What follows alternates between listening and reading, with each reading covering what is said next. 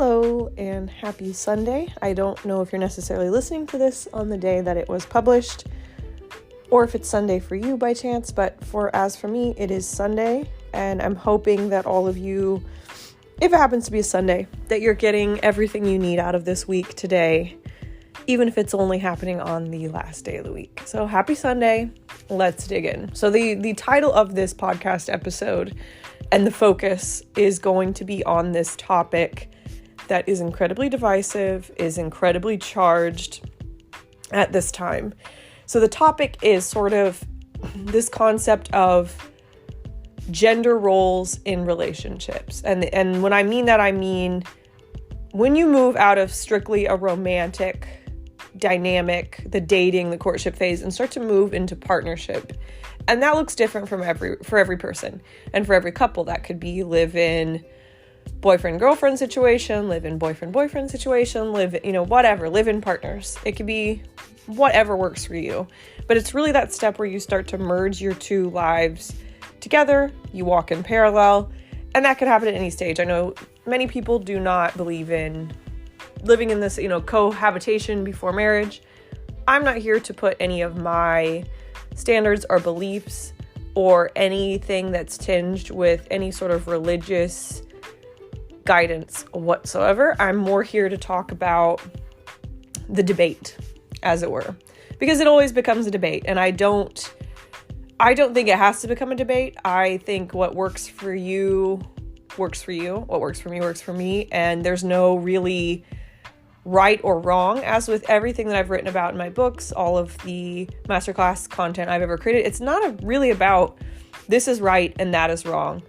It's not that black and white. It's actually extremely nuanced. It's shades of gray, and those shades of gray are woven into a rich tapestry of like tartan plaid. It's so multidimensional, and it's so specific to the person. And I think the guiding principle I want to outline at the start of this is it's not what you're doing. It's not the dynamic you agree to. It's why you do it. And I'm going to repeat that because it's the point here. It's not about what you do. It's not about the dynamic you consent to and agree with your partner. It's about the why you do it. And naturally, I'm going to explain myself there. I think we get really influenced by these sort of trade-offs. We start to say, in order to have my own identity as a woman, in order to have my own this, and that as a woman, in order to not let the patriarchy control these aspects of me and shape me in ways that I don't consent to or enjoy, I have to be this type of woman. I have to be this. I have to be this thing. I get a lot of that from women who are younger than me. I'm 33. I will be 34 in March. And I think that a lot of women younger than me, and I may have been like this when I was younger because I didn't really fully, in my late teens, because I didn't really fully understand nor had experienced life enough to understand the full range of influences on this entire topic. And so I think a lot of women younger than me have this black and white thinking about it. And there's almost there's a right way, and it's kind of a my way or the highway sort of thinking. I personally don't subscribe to any sort of there's only one way for this to be healthy. Because once again, it's not what you're doing or what you're consenting to, it's how you're going about it. And so what I mean by that is a lot of people villainize and tear apart this notion of a stay-at-home wife and mother. They really make it this black and white topic where the woman is uneducated, unambitious. She is a follower, not a leader. She is someone who is chained to the radiator at home. Like, there's this just extreme thinking. And I don't think that's always at all accurate, for starters, of the person being discussed. I think that's an extreme pole. I also think that it's incredibly misogynistic. I think if we stop and look and we start to say that every stay-at-home mother and wife is someone who is not a leader. I think that's a bit foolish, because the parent who is staying home is tremendously influential into the viewpoints and the mindsets and what's normalized, the values, the morals of their children, and subsequently other people's children. And subsequently they have an influence on the other women in their community, and women are 50% of the population. So I think that it's incredibly misogynistic to describe the home sphere as powerless and think that only, corporate or professional life is a sphere of power. I think that's incredibly juvenile. I'm sitting here saying this as a woman who met her husband in an MBA program, meaning I was also in the MBA. Like, please don't get it twisted that I was like a waitress for these men in an MBA and we just happened. No, like we have the same education. I have a pretty demanding, fairly high level corporate job, in addition to everything that I'm doing with my content in terms of my podcast and the books that I've written and all of my creative pursuits. Like I'm absolutely not a stay-at-home wife and mother. And in many ways, I think people would consider me, because they're simple, the polar opposite of that. And I think that's a complete oversimplification. I think it's not, like I said, it's not what you do and what you consent to and the dynamic that works for you. It's the how you go about it. So of course there is a world where a stay-at-home wife and mother is disempowered, is kind of pushed by her family to half suitable or unsuitable partners for marriage, so that she's no longer a financial concern or a burden, and that certain aspects of femininity, such as virginity and lack of experience in the world, are seen as positives. So a woman is kind of pushed to get married as soon as possible. That's definitely a thing in the world. I'm not denying that whatsoever. But statistically, that's not everybody's case who decides to be a stay-at-home wife and mother. And I think that if that's that picture painted of someone who is thoughtless and unrefined and undereducated and without a voice and without purpose and without power, who is just sort of in a scarcity space, holding down a home front and treated similarly to a child in the home, but as an adult woman, that's a very scarcity-centered, very low vibrational existence. But, and this is a point I really have to make, a woman who is in a very fear-based mindset about money, about abundance, who puts her entire identity in being not really a purpose-led career woman, not someone who is there to refine her skills and be better, but someone who is coming from a place of fear and scarcity, who wants to have all of this power in her own hands so no one can ever disappoint her, who cannot open her heart, who cannot find partnership or commonality with another, who has to be overly competitive. And the same would be true of a man. That's not a high vibrational space. That is still, again, both of these spaces are spaces occupied by women who sound incredibly wounded and sound like they fit in a very narrow existence, hemmed in by their own wounds, insecurities, and unhealed sort of inner concepts of what it means to be stable, abundant, expansive, and what it means to have a purpose and a vision for one's life. They sound horribly imbalanced. Like it's black and white thinking to say career woman equals good, stay-at-home mom equals wife and mother equals bad. Like that is doing no one any help, and you're really taking something that's incredibly complex and multi-layered and just shoving it to the polar extremes and believing you have complete understanding of a particular topic. Once again, it's not what you do and not what you consent to and what your dynamic looks like. It's the why you're doing it. I think that from my personal standpoint, every option is a valid and high vibrational one for a woman. Whether it's being a career woman and you and your partner are both working outside of the home or entrepreneurially, and you're both contributing to the household in the sense of rearing children, caring for the home, holding down both together. I think that's high vibrational because it's how you do it and why you do it and what healed and whole space you're moving from, not what you do. I think it's also absolutely valid to be a stay-at-home wife and mother with a home-based business. I think that there's nothing that says you can't hold down the fort of both with a partner who then works outside of the home, and perhaps because you have more flexibility in the day, you're the one more caring for the domestic front, and perhaps your partner does some of the more heavy duty, heavy lifting tasks around the home. Of course, any dynamic can be different for people who are of the same gender expression, who are gender non-conforming, who have different skills. I'm not trying to say that as a woman you can't fix the dishwasher as a woman. Like,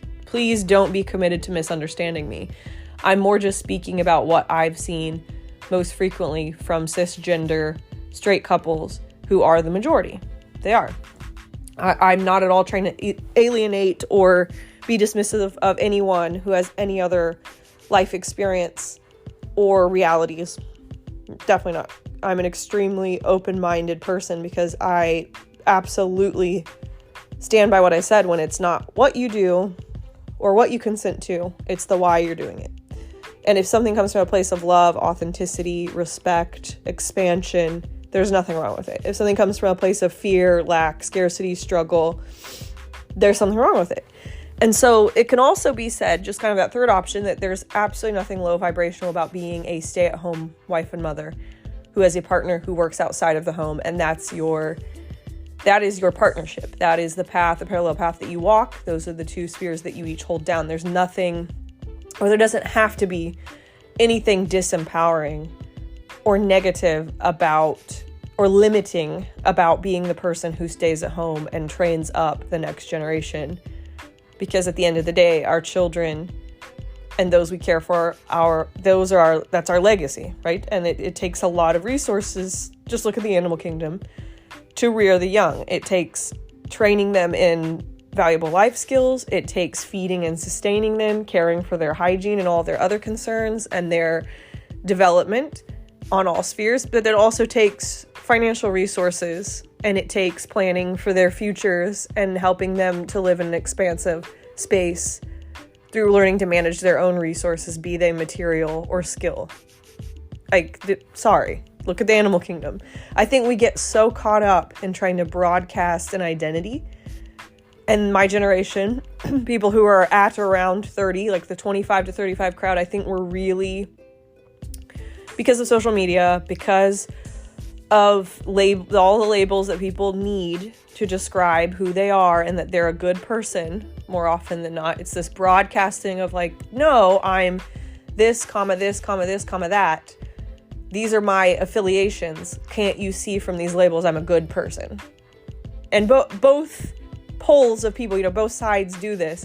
And I find it incredibly tedious. And I find it incredibly disconnected. I find it sort of it's almost a tribalistic dogma of us versus them that goes on and on and on in perpetuity. And there's no actual progress or meeting the needy where they are, because so much energy, time, and resources are just centered around they're wrong, we're right, our way is the right way, aren't we good people? Like, tedious is the only word for it. I find no wonder a lot of people are not where they want to be. They're spending so much time not doing, not planning, not building, not growing, not expanding, but just finding those affiliation groups and finding a space to communally vent about the opposing belief. That's not reality. That is not real life. Real life is shades of gray. And real life is, you can do something I don't agree with, and you can be doing it from that I don't, or maybe it's not that I don't agree with it. You can be doing something I wouldn't do with my life. For instance, I decided that I wanted to be an entrepreneur. I want to be a business person. I want to combine those two things in my life. I want to pursue a corporate career. I want to do it on my own terms. I don't want to have to act like a man, be like a man, walk, talk, think like a man. I don't want to be some poor facsimile of a little man out there in the corporate world. I want to do it as a feminine woman and use my soft skills and use my empathy and use all of the things that are just feminine arena, really. And I want to be good at business, and I want to surround myself with people that see those strengths in me. And I've been really lucky in that, knowing that and being clear on that vision, that's where I've landed. I could not be happier that my corporate career has not, it's not been this sort of like old boys club, the guys always win. I've been around people who have helped me become a better person and a better leader. And I think a lot of that has to do with my own mindset and my own complete openness to all that other people can be. This complete openness to attracting people who are healed and integrated masculine and feminine principles within themselves. And I think a lot of people might be running into the vision of the world they wish to see, or the vision of, like, a lot of people, their energy is full of these villains they've created. They've decided they hate men and they hate masculinity, so they continue to hear stories, see stories, find stories. And same with men. Like, it goes both ways. I think women are often really in this sort of horse blinders thing of like, all men are awful, all men are violent, all men seek power and authority and to take. And then that becomes a self-fulfilling prophecy because it's an energy you're so focused on. But men do it too. There are men who are really angry and disillusioned and think that women are only after what I have. They don't care to know me for the person that I am. And because they themselves sort of prescribe to this transactional thinking, that ends up being what they attract around them. And all that, what's in your field is going to be around you, and your energy field is going to be in your reality. It becomes a self-fulfilling prophecy. What you focus on has a tendency to manifest and happen. And that can either be a blessing in your life or that can be a curse. And so I think when we open our eyes and our minds and our hearts and our everything to hearing other people and hearing about what gives them peace and what gives them joy and what gives them the ability to appreciate the beauty in life, specifically around this topic, when you learn about other people's home and work life and what success and satisfaction and fulfillment looks like for them, then, just like, it sounds really mean, but like, grow up a little. Like, get out and understand other people's viewpoints. Don't solve for only having this one opinion and surrounding yourself with friends and aligning with family who share the same opinion. That way you never have to see kind of quote unquote how the other side lives. I was never the type of person, because I'm very pragmatic. I've always said that I would be a stay-at-home wife and mother if that's what made sense to the home economics of like my partnership. If that made sense on the quantitative, meaning monetarily, the numbers made sense, and qualitatively in terms of I could provide skills, training, and education and all sorts of the other things that your children need, I would absolutely do it. I've also kind of like gotten to this space in my life at the age that I am and the experiences that I had that I really know myself. And I think in this debate, because it becomes a debate, that's the key here. What fits for you is not going to fit for me, and vice versa. I just hope that what I'm sharing here in this podcast and the thoughts that I'm constructing and putting together can be food for thought on this topic. That it's not that there's two options, they're diametrically opposed and one is good and one is the oppression of women. Because I've heard both arguments. I've heard that a stay-at-home wife and mother dynamic is oppressive to women. I've heard that the endless pursuit of a career and coming home alone and sitting and feeling that you have no purpose outside of your career is also oppressive to women. And I would agree, because it's, once again, not what you're doing and what you've agreed to. It's the why. It's the energy behind it. It's what's pushing and piloting you towards making that decision and occupying that particular role in the work-home balance that is any partnership and always has been since we've existed as human beings. There's always been this sort of thought that we want to create legacy through natural born children, through mentoring, through having family and friend affinities where we help to rear the young. Like, I'm not so simplistic that I think having children is the only way to have a legacy. I think that's absolutely absurd.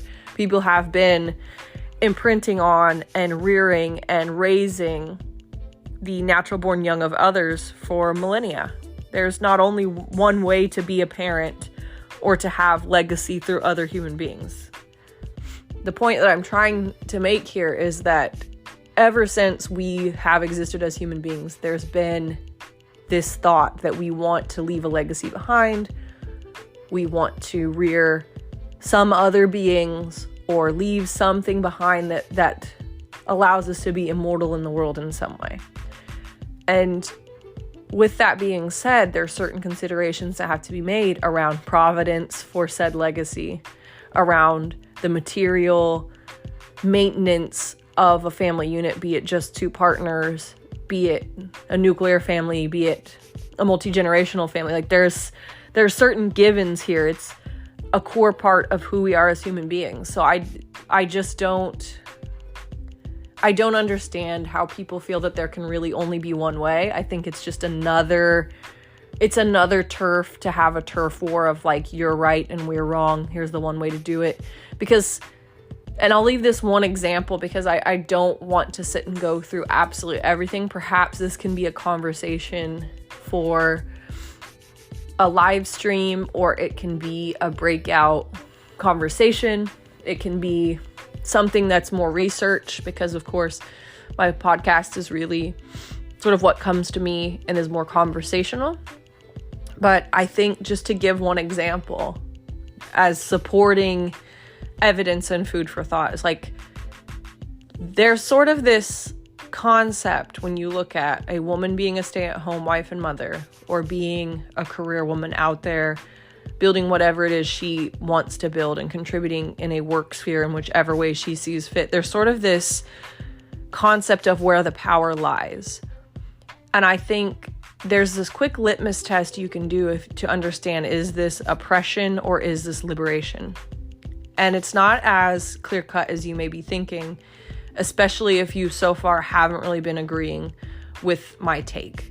And that's fine. That's your prerogative as a human being. We don't all have to agree.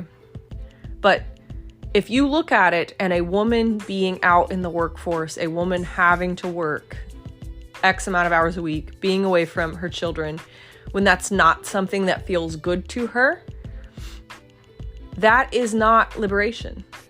That is oppressive. When it is separating a woman from what she wants out of life, that is oppression. And if a spouse is asking that of her, or is creating circumstances that make that something that she has to endure or has to take on, that is oppressive. So there's very much a world where a woman having a career outside of the home is oppressive.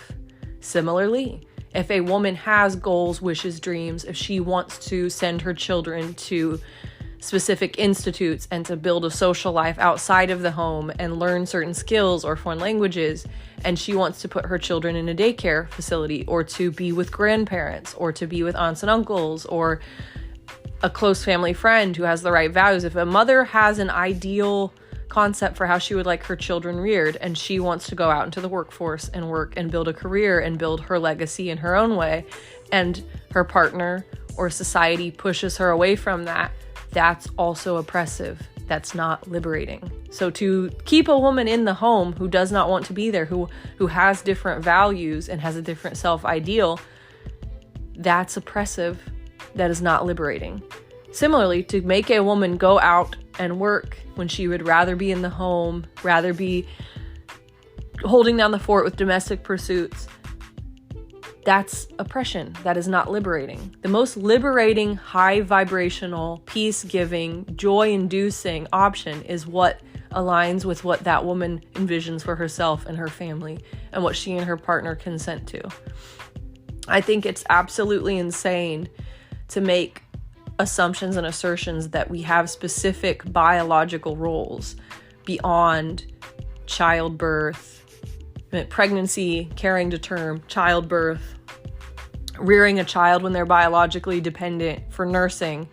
Beyond that, there is no practical reason why a woman should be the woman should be the one chained to the home rearing children.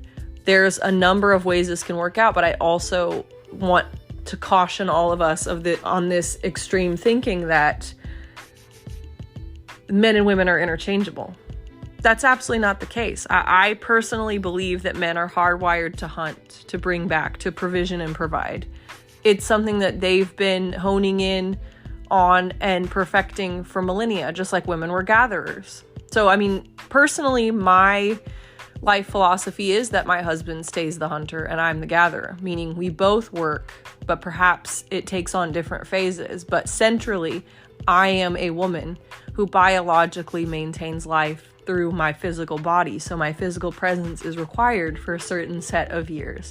And this is something that we both agree to and we both see as values in our life. It's kind of, we met in an MBA at the end of the day. We both have the same education. We have a lot of the same career goals and a lot of the same career focus.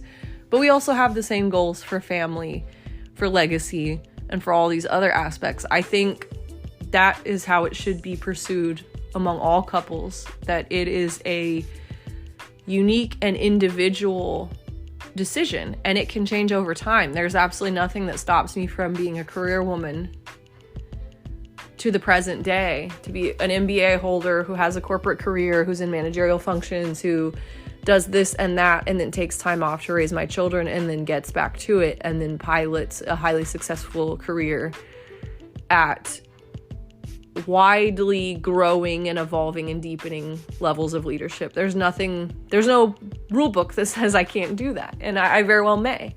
That very well may be the path that I take. And there's nothing to say that I have to make a once and final choice. It's not black and white. It's shades of gray. And it, like I said, it's a tapestry, a tartan plaid interwoven tapestry. There's a lot of, well, it depends, and a lot of, but where is that coming from? There's no one answer, and there's just so much debate online. Like on Twitter, there's just tremendous threads and prose being written about the whole TradWife existence and why it's good or bad, or why it's oppressive to women, or why it's patriarchy or aesthetics are capturing women into the clutches of patriarchy. But I would just take it back to that question that I posed earlier of, is this actually oppression or is it liberation? I think that depends completely on the woman and her partner and what they agree to from a place of expansion, evolution, and love. At the end of the day, your intention for why you enter into anything is so much more important than the what that you're doing, because we live in this world where people completely misunderstand things. They think it's about which camp you're in. They think it's like very black and white. It's this or that. They've not stopped to think about you and your neighbor could be doing the same loving things out of the same loving intention, but have different actual end outcomes because you're different people on a different path with a different destiny. And that's what I'll leave you with.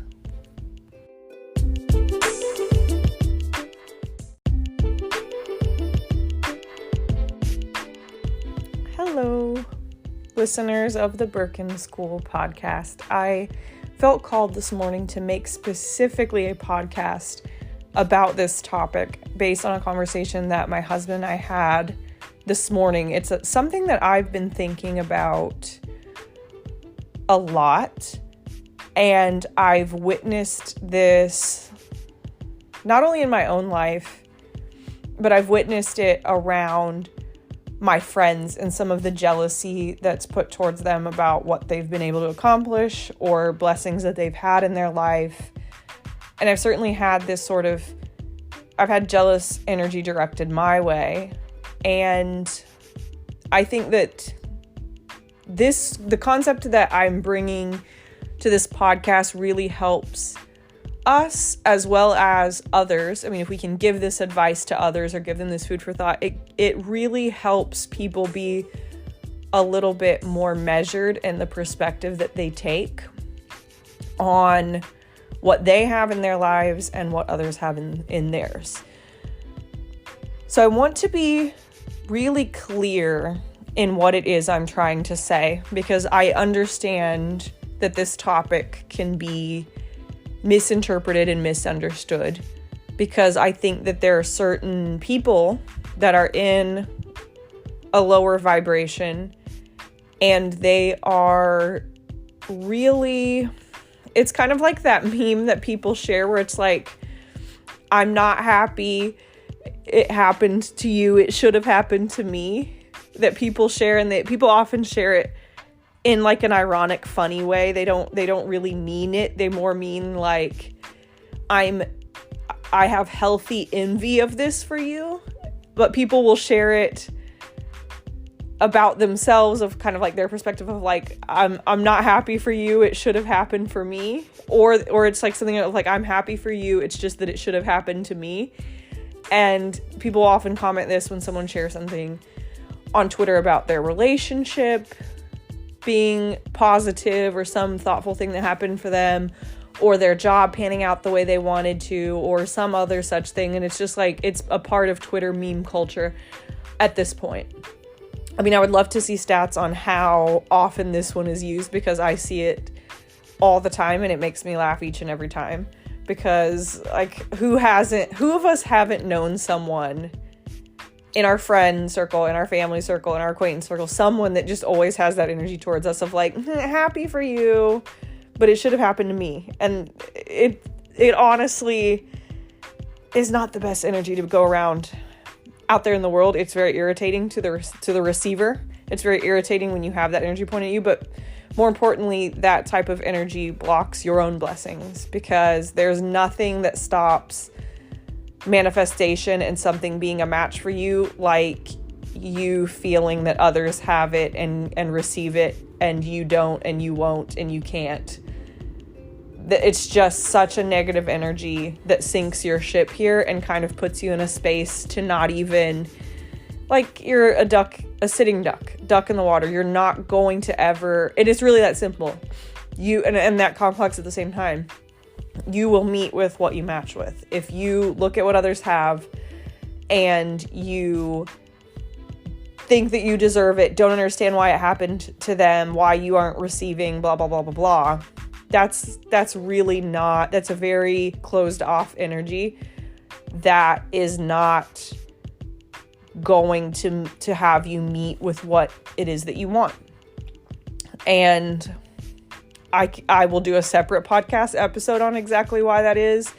There's a number of lessons sprinkled through other podcast episodes, and clearly I talk about this in Working for a Birkin, exactly what you have to embody to attract anything to you and not repel it. Because it's like, it's really that easy, but it's also complex in that it goes second nature to what we've been taught and socialized, and a lot of what society encourages us to constantly feel in terms of negativity, jealousy, comparison, competitiveness. And you have to be happier and bigger than all of those low vibration emotions. You have to process your wounds if you're ever going to, that's the irony, if you're ever going to have the life that you want and have the things that you see out there that others have that you want.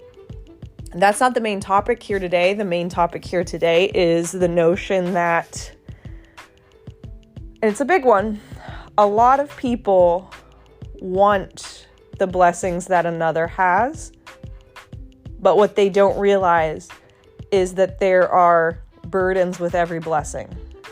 And I think a lot of people would do well every time they feel they desire something that someone else has, be it a Pinterest inspo board, be it a stranger on the internet, be it a stranger in real life, be it a friend or a family member or an acquaintance in real life or online. Whenever you find yourself wanting what someone else has, do a check-in with yourself and say, do I really want all that entails? Do I want the blessing? Do I want the responsibility? Do I want the burdens? Do I want to go through the work? Do I want to maintain said thing? Do I want to be put through the lessons that this is going to give me? Or do I just want what I believe is the emotional state of the person who has this? And that sounds like a lot, so I'll give an example. I think a lot of people do this with fame. I think a lot of people do this with looking at other people's romantic relationships and wanting that. I think a lot of people do this with other people's career level that they've reached or success, be it a traditional career path like, business, law, medicine, etc., or someone's entrepreneurial ventures or side hustles, or the fact that they, have their 9 to 5, but then are a successful influencer or content creator, what have you. People do this with these verticals most often. So let's start with the first one, because I think it may be straightforward to understand. So I think a lot of people really want the blessing of fame. I'm not saying everyone, please don't mishear me or be committed to misunderstanding what I'm saying. I think a lot of people, many people, a number of people, some people, however you want to look at it. Not everyone, but people. There are certainly people who want fame. And they want this fame because what they're really looking for is the love and attention. Like, they emotionally crave this love and attention from others. And they may also have this notion that fame is going to mean that they're better than a lot of other people. They want to feel that they're the top of the pile, the creme de la creme, that they've climbed the hierarchy and they're superior. So there's a number of emotional states that are being sought through fame. What they don't understand they're asking for with fame, or what they're not emotionally on board for, is being, like I said, there are burdens with every blessing. You may look at fame and say, what a blessing. You're a celebrity. Everyone recognizes you. Everyone worships the ground you walk on. People fight for you and over you on social media. Like they look at public figures now, how Nicki Minaj has the Barbs, right? And Beyonce has the Beehive, and Lady Gaga has her little monsters, and Ariana Grande has, and I'm so sorry, I love Ariana Grande as a singer, but I do not know what her fan base is called, but I'm positive they have a name. I'm just trying to give contemporary examples. Not that I necessarily belong to any of these fandoms, but I'm just trying to give an example. Like, everyone kind of who wants fame wants something like that. They look at that and they want to feel that love and attention, and that sort of almost evangelization of your existence by other people. What they don't understand comes with that is you're a public figure, and every move you make is now going to be discussed and dissected online. That you are public property when you're out in public, and that paparazzi will chase you, will grab photos, will try to sell stories, and will do everything that they can to the extent of the law in any given state, right? Regarding getting photos, taking photos, like riding that legal versus illegal line. That you will have people in your life whose only motive is to get close to you because you're famous. You'll have people who want to have a relationship with you because they're fame chasers. They want to use you to elevate themselves. They want to use you to become famous by association. So you kind of have that burden now of not being able to trust anybody's motives around you. You also have sort of this sense, like I said, of probably not being able to trust really anyone, right? You go to a Baskin Robbins for an ice cream cone, and you never know if someone's calling some paparazzi line to get their 10K because they get a kickback because the paparazzi can sell the photos for $200,000, $100,000, whatever the case at some point in your life as a celebrity, right? Or speculation that you're pregnant if you're a woman, speculation about your sexuality. Like, all of these things are very intimately a part of who you are, that as someone who is not famous isn't discussed openly. Others will feel that they need to and want to and are entitled to discussing all these aspects of self. I mean, look at really any female celebrity, but look at Britney Spears and what has happened to her as a result of people feeling like she's more property than person, right? So there's a tremendous amount of burdens with that blessing. And we can now pivot over to sort of the relationship side of it. I think a lot of people, if they're really honest with themselves, they're not jealous of someone's relationship. They don't actually know what it's like to be in that relationship. They don't know what it's like to be day to day. Like, it's not all give from, like, I think that's a common misconception for people who've never been in or haven't found the right one. Like, once a relationship reaches a certain depth, there's a tremendous capacity for loss that's one of the burdens, right? The blessing of finding someone you consider the one, or finding the one, is the fact that could on any given day be taken away from you by fate, and then you have to accept and deal with that loss every day thereafter, right? To love is to lose at times, and that's kind of the beauty of love. And I think people don't understand that that's a part of it. To open yourself up that much to ground and cradle a love that big also means that you're opening yourself up to a tremendous amount of pain at some point in the future, which could be in old age, or it could be tomorrow. We never know.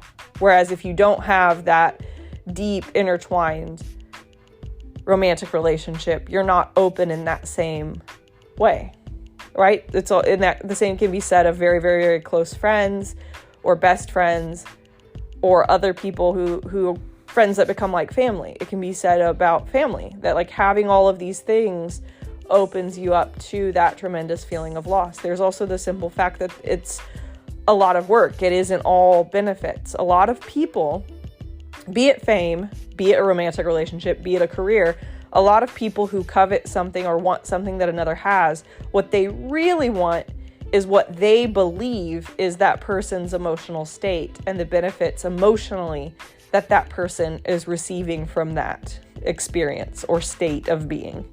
They don't actually want or consider all of it.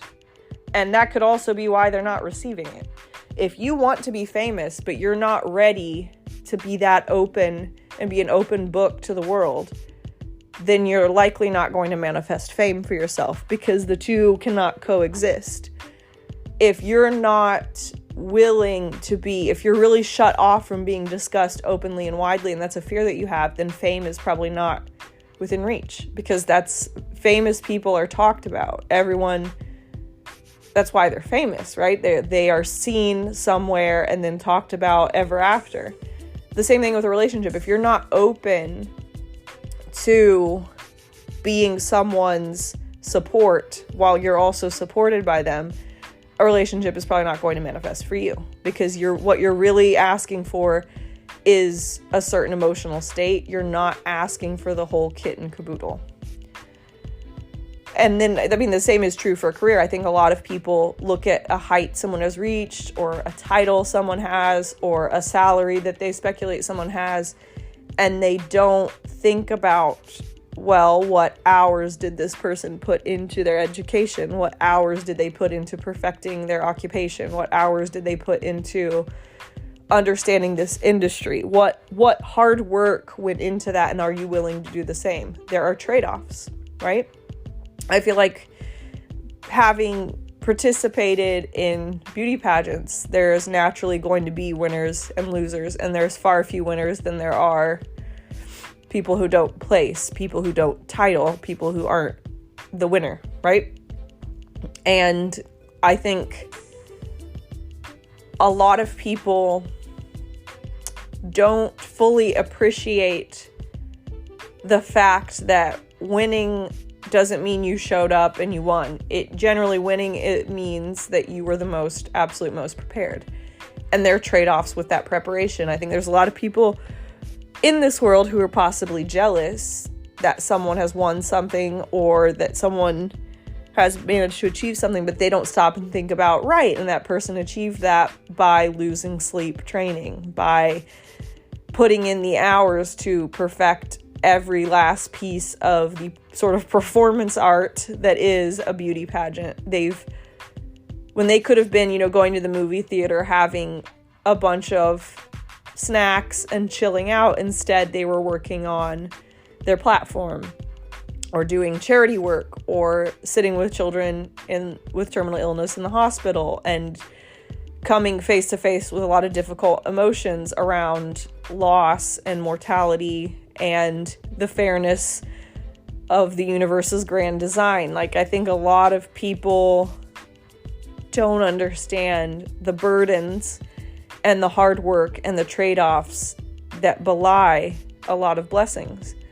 So I think going forward, my advice, because this is sort of a dawning that I had at some point and was reminded of this morning in this conversation, is that you don't really know or understand all the burdens that come with a certain blessing.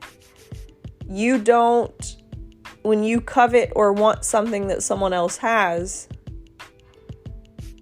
that doesn't mean you really are clued in or connected to the notion of everything it takes to support said blessing or ground that blessing into reality.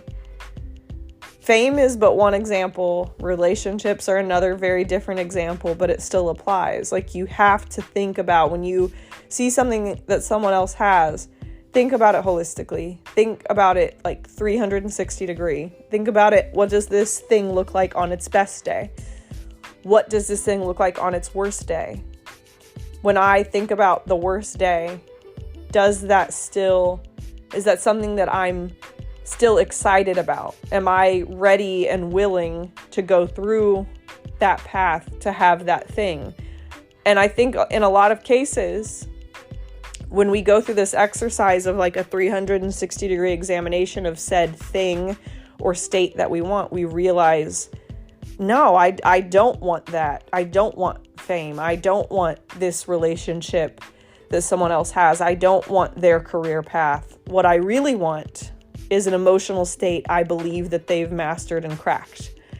Like, you may see a famous person and be like, it must be nice to have all of those things for free and everyone fussing over you and everyone loves you and you're, always surrounded by your entourage and your fans, and they must feel like on top of the world.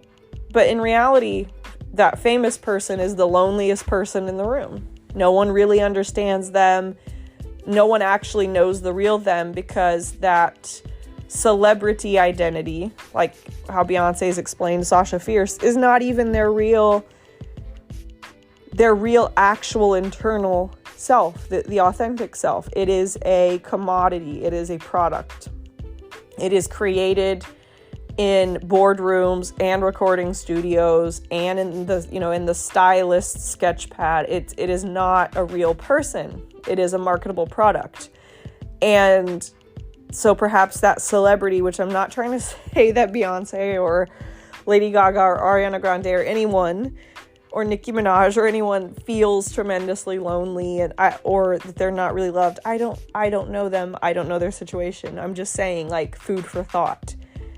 What we think we covet and want from someone's experience and from what we see, it may not be as it appears. That could be us projecting. That could very much be us saying, I see this person and I idealize and lean into believing that from what I see, they must be occupying this particular emotional state that I want to reach. Like, you don't want fame. You just want love and attention. You feel like you don't get enough love and attention in your life. That could be because you don't give yourself love and attention first.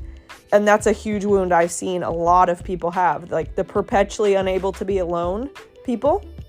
That is the huge thing, is you're looking for something outside of you that you've never given yourself.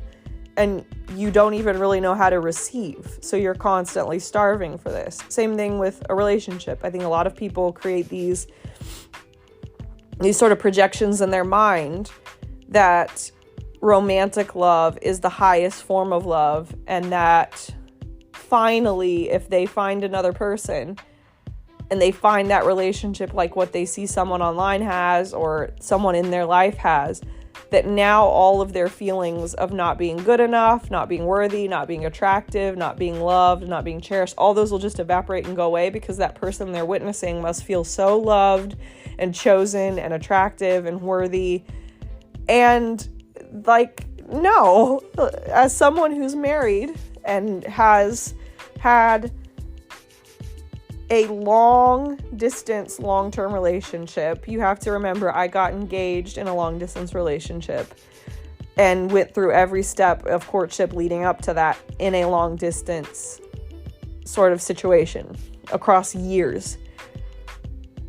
I definitely do feel loved and cherished and chosen and all of these things, but that's only because I love, cherished, and chose myself, because I know my worth and I know what I want out of relationship. Being with someone didn't suddenly create these states of being in my existence. And it goes without saying that the blessings I have in my relationship also come with the burden to support someone who you love tremendously through life experiences that you may not know how to relate to, that you may not understand, that may not have been part of your personal path yet. Like my husband unfortunately lost his father during the pandemic to illness, and I've not lost a parent. My mother does have variable health, but I've never lost a parent. I have lost my grandmother, who I was extremely close to. Honestly, like my favorite person in the world for most of my life. I'd be lying if I said she's not one of my favorite people ever, even now. And it's still very different than losing a parent, because I think losing a parent, we expect to lose our grandparents. And I think we expect to lose our parents in our 50s and 60s. We do not expect in our early 30s to lose our parents. And my relationship does bring me tremendous amounts of joy and love and support, but it also brings a lot of responsibility, because you're now asked to be the other one holding up the sky of your joint sky together. Like relationships that are viewed as permanent, like long-term relationships moving towards engagements and married life. These things are really hard in that sense that everything about their life, for the most part, you're also supporting. You're also holding for them. And they're doing that for you, yes, but there's just so much more to relationships than like the box of chocolates, 2 dozen roses, mink teddy bear, diamond necklace, close your eyes. And a lot of people will say, oh, that's not what I think relationships are. That's an oversimplification. I know it's not all sunny days. There's rainy days too, but it's deeper and more profound than that. And I think that you also need to think about the reality that we don't all walk the same path. Not everyone is meant to be famous. Like factually, you could try a million things, and if it is not your destiny, because it will take you off of the lessons you're meant to learn, you will not be famous. Just like if a relationship, a true love, a this or that, or even romantic love but with the wrong person steps into your life at the wrong time and puts you on the wrong path for your destiny. Like, some people are not meant to fall in love in certain ways. Some people are meant to have a certain profound true love because they're meant to walk through absolute fire together. So there's also a degree, not only is it like other people's blessings have burdens and you need to take that into account, but there's the very real notion that not everyone's path, not everything you see out there that you covet in others is for you. Not everything out there that other people are experiencing is at all even remotely part of your life's plan for various reasons. And I think that is something that's very hard for people to accept, because they fundamentally have been socialized to believe in a concept of fairness that dictates that we all have the exact same experiences. And a lot of it's in your control. Like, quite frankly, a lot of people don't have the life they want because they don't have the energetic field that their life necessitates. And I've written books about it. So it's really not something I want to jump into and dive into in this podcast, which I'm trying to keep at or around 30 to 35 minutes. But there's an entire real and true dynamic in the universe and in this human experience where this just isn't the lifetime that you experience fame. You can't have the soul learnings that your soul requires in this life. It's just not what you signed up for. It's not what your prior life experiences and choices have bought you karmically. Like, that fame, for better or worse, is just not a lesson of this lifetime. So try as you might, it's just not for you. And I think a lot of people would learn the hard way if they pursued this fame that they think is going to give them the love, attention, and admiration that they're craving. They see it as like one outlet, or maybe even the only one outlet for that. If you were to receive that, you would be doing so in a tremendously wounded way and end up a victim of your own circumstances. Yeah, you'd have your fame, but you might be one of those people that's just numbed by drugs and other substances, and in a lot of just a downward sort of death spiral. It would not lead you anywhere good. So you are kept from this fame for your own protection. And I think that those are the two big components of why I think everyone should examine, what do you want? Why do you want it? Be really honest with yourself. Why do you want that? Can you handle the 360-degree picture here? Do you want it so badly to prove that you're worthy of it? Is that not speaking to just a larger self-worth issue in general? Like, you shouldn't need anything outside of you. I talk so much about externalization and the externalization wound because it's absolutely rampant. And what I mean by that, if you've not read anything I've written about it and not listened to any of my other podcast episodes about externalization, is like there's just that's the true epidemic. That's the true pandemic, honestly, is people's obsession with things outside of them determining for them whether they're worthy or not. And it's so ironic. It often ends up being people with the fewest accomplishments to their name, with the fewest things. It's people living in scarcity and just chasing but never receiving, because they need something. Like let's say that someone needed to get into an A-list movie. They needed to become an actor. They needed to go to this casting. They need to be chosen out of 500 people. They need that. They need the sort of the validation that comes with being one of the chosen.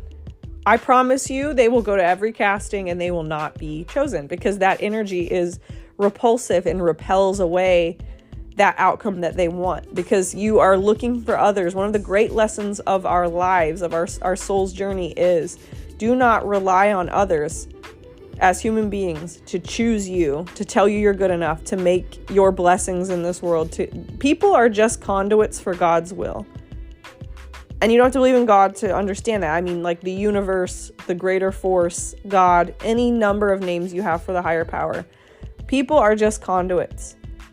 Ultimately, what you receive is what you're a match for. Either the fate and destiny determined by the universe of what you're meant to work out in this life, or the healed identity that you have because you've done the work, you've done the healing, you removed the blocks.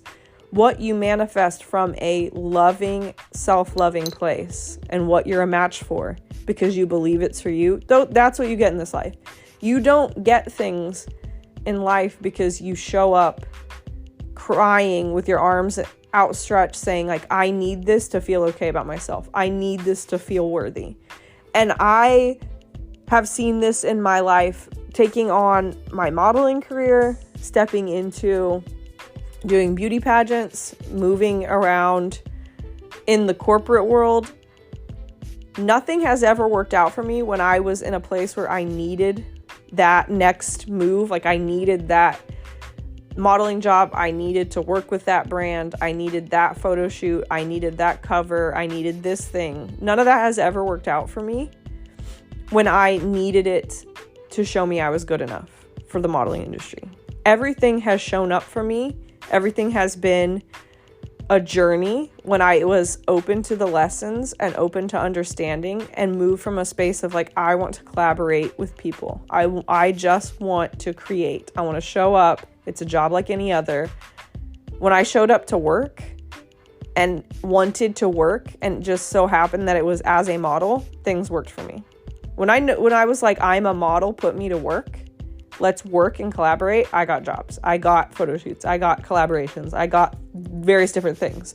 When I was in that space of like, I'm going to show up to this casting and I really hope I'm chosen out of all of these girls that are here. I hope I'm good enough. I just want to be chosen. Nothing ever materialized, and it never was going to, because that is not the energy to attract from. Same with beauty pageants. And a lot of people don't know this. They think that like my most recent stretch through like 2020 and onwards was like my pageant career.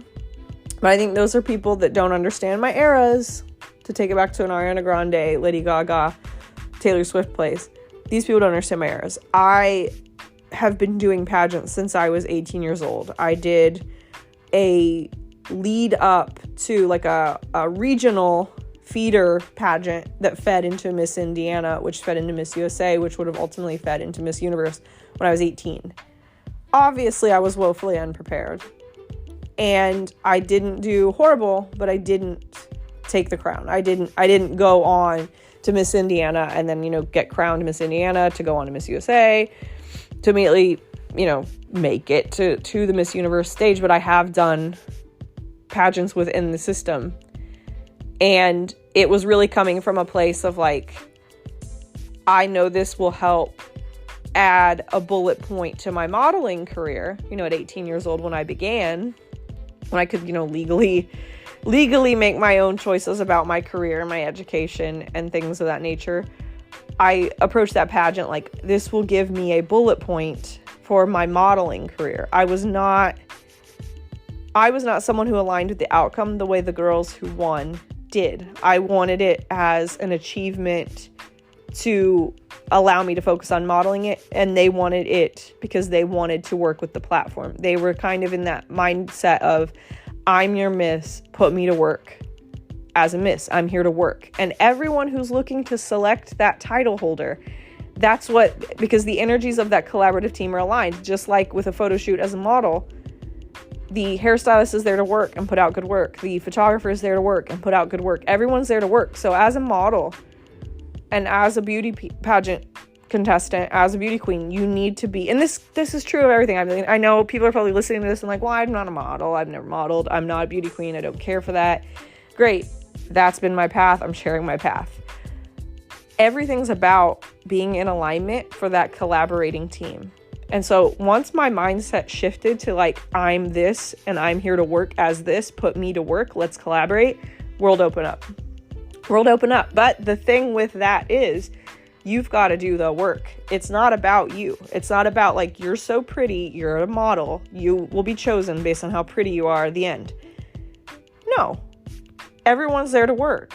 If you don't put in the hours to be photogenic and to have a range of poses, to not get tired 6 hours into standing in high heels in front of a camera, wind machine, and yada, yada, yada, you're not going to work. Same with being a beauty queen. If you don't understand your causes, if you can't speak in an articulate manner about your causes, about your platform, and speak on behalf of charities and show up everywhere you're required, you're not going to get the job. You're not doing the work. And it's the same with a corporate career. And once I cracked that for myself of, no one's here to choose you to validate your self-identity. No one's like, you're beautiful. I want you to know you're worthy. I'm going to choose you at this casting so that you understand that you're beautiful and that you're chosen. No one does that. Just like in a corporate situation, they're not going to say, I know that you're a leader. I choose you to be a leader because I want you to understand you're a leader. That's not the way the world works. The world works by embodying the energy, doing the hard work, showing up time and time again, and knowing you are that. And like, I'm a complete this, put me to work. That's what all of this is about.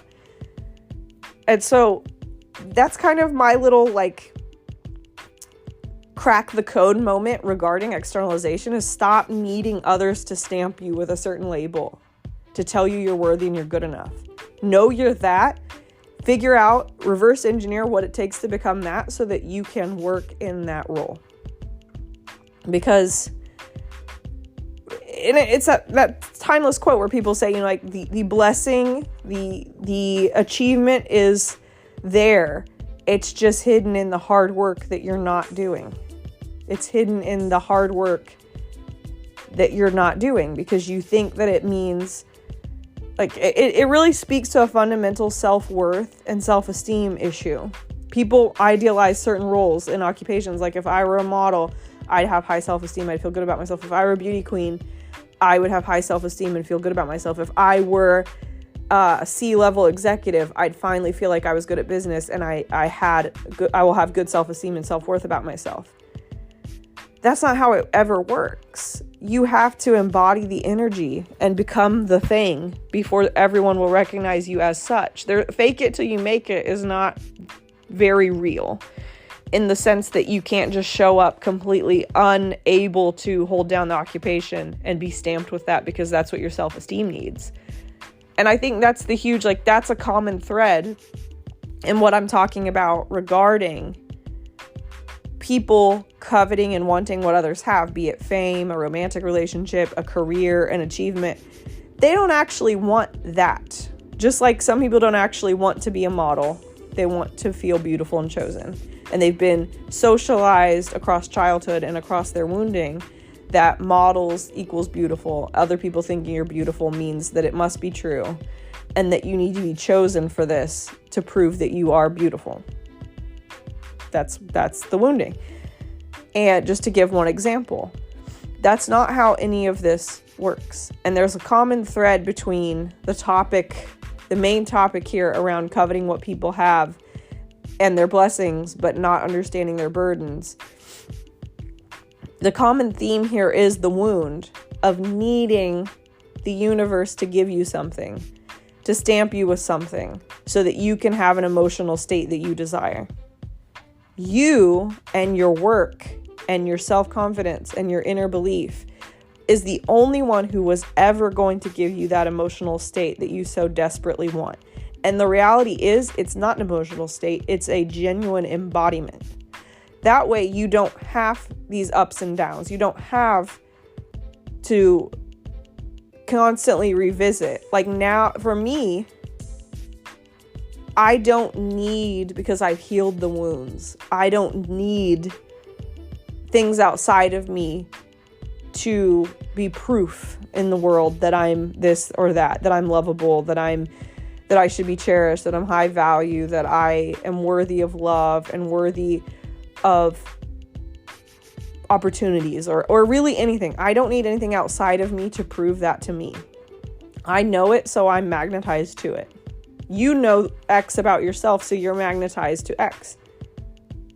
That's the real lesson here, is we get really complicated with like manifestation and doing these rituals, and I need to do that and build this vision board, and if I can see it, I can be it, and fake it till you make it. Like all of this complexity, it really comes down to this: embodiment versus externalization.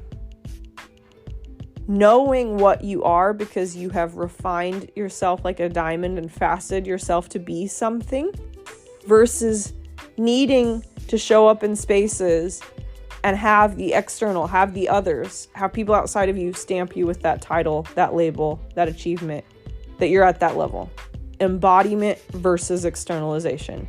And in your embodiment, you have to understand that you take the good with the bad, the lessons with the blessings, the burdens with the blessings, that you take all of it, the 360-degree reality of it. Because I'll tell you this, being a model is not easy. Being a beauty queen is not easy. Being hemmed into certain ways that you have to conduct yourself is not easy. But being a professional when others are not is not easy. But there is a lesson to be had there. There are lots of trade-offs to everything. Like I always say to my husband, to my friends, to my family members, to everyone around me, my most important lesson for anyone is choose your hard. It's hard to be a professional and reach a certain career level and reach a certain amount of money. It's hard not to. It's hard to stay in scarcity mindset. It's hard to be in a boring job that doesn't light you up and doesn't ask you to solve challenging problems. It's hard to feel that you haven't reached your potential. Choose your hard. One isn't just automatically easy. taking the easy scenic route and not being your best and leveling up and healing and growing and evolving. That's hard. It's also hard to be a professional and rise through the ranks and be diplomatic and bring yourself on all these different facets, the technical skills and the soft skills. That's also hard. It's hard to be someone who marries for money. It's hard to have very little control of your monetary future while, being able to pursue brunch and Pilates and these things. You're depending tremendously on another for your financial well-being. It's also hard to work for your money. It's hard to wake up, get yourself ready, be poised and professional and show up and make that money yourself. Both are hard. Choose your hard and choose the trade-offs that come with it. And ask yourself, are you really comfortable with either one? Because it's very tantalizing to idealize a certain outcome for the emotional state you believe it will bring you. But there's a hardness to everything. Just as hard as it is, like we say, to marry for money, it's just as hard to work for your money. Neither is easier than the other. Choose your hard. That's life.